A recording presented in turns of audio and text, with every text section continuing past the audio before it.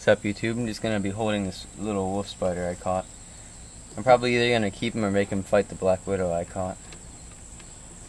See, all you gotta do is just put your hand underneath them gently. You don't want to grab them or anything, and they will bite. Oh.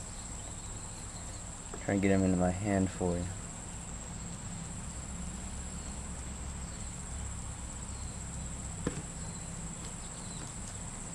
There we go.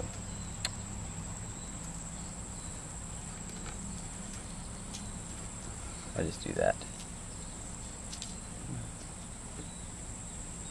There you go. He's not going to bite me. It looks like this is a burrowing type of wolf spider because it's got pretty chubby legs and it's not very hairy. So I might just keep him and then let him burrow and stuff.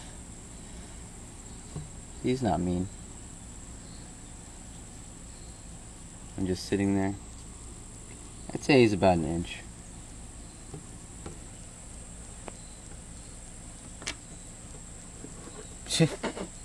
He's like, it's my chance.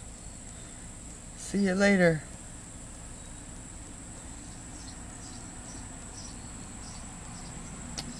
Well, that's the end of this video. See you later.